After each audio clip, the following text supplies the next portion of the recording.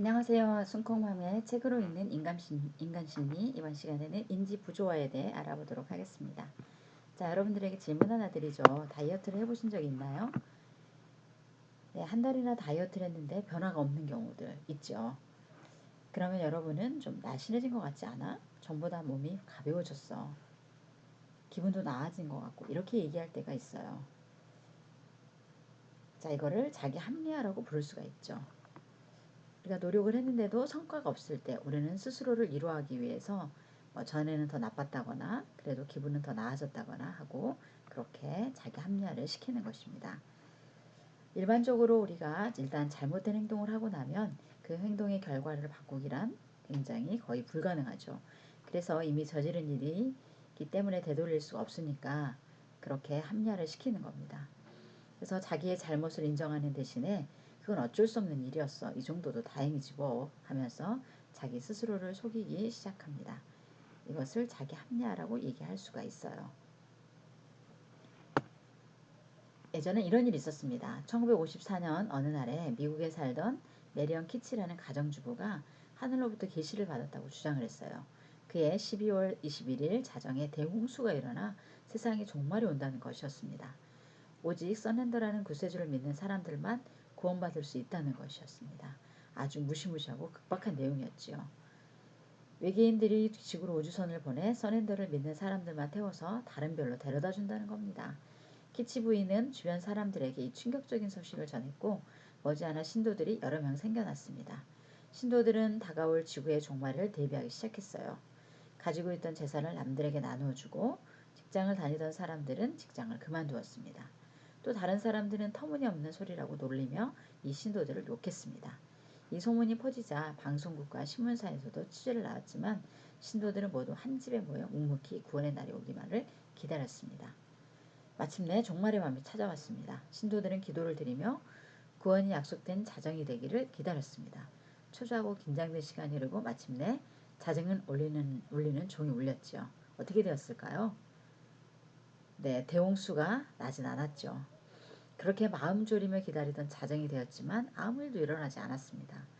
그러자 신도들은 너무 크게 낙담했어요. 어쩔 줄을 몰라 했습니다. 시간이 더 흐르자 그 가운데 몇 사람은 자기 집으로 돌아가 버리기도 했습니다. 그런데 잠시 뒤에 키치 부인이 사람들에게 소리쳤습니다. 자기가 구세주의 새로운 음성을 들었다는 겁니다.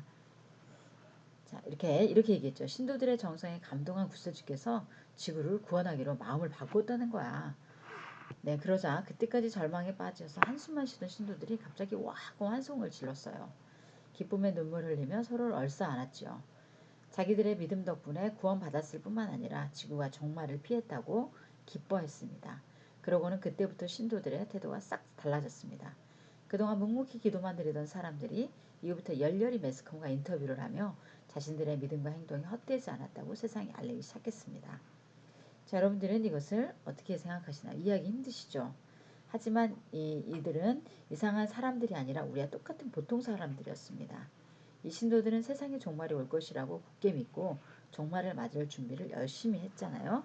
그런데 이제 정말로 종말은 오지 않았으니까 여기에 대한 것들이 믿음과 현실이 서로 부딪히니까 신도들은 혼란에 빠졌습니다. 이것을 인지부조화라고 합니다.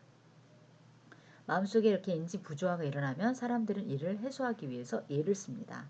자신의 믿음 때문에 재산을 모두 정리하고 가족마저 버린 신도들이 미쳐버리지 않기 위해서는 인지부조화를 없애기 위해서 현실을 받아들이기보다는 끝까지 믿음을 지키는 것이 더 쉬운 방법이었을 것입니다.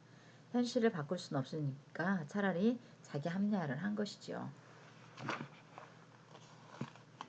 사람들은 자기가 어리석은 선택을 했다는 것을 알고 난 후에도 어떻게든 그 선택이 어쩔 수 없는 것이었다고 믿으려고 애를 씁니다.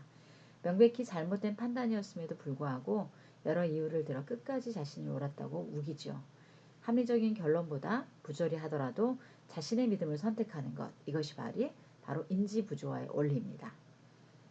자, 건강에 담배가 좋지 않다는 것을 뻔히 알면서도 흡연자들 중에 100살 넘게 사는 도 많아. 담배보다 교통사고로 죽는 사람이 더 많아. 담배를 피우면 살도 안 쪄. 하는 식으로 자기 합리화를 하는 것도 모두 인지부조화를 해소하려는 것입니다. 우리는 살아가면서 어쩔 수 없이 내키지 않는 일을 하게 될 때가 있습니다. 그러나 그것을 정당화하기 위해서 그 일을 하고 싶었다고 스스로를 속이지는 말아야겠지요.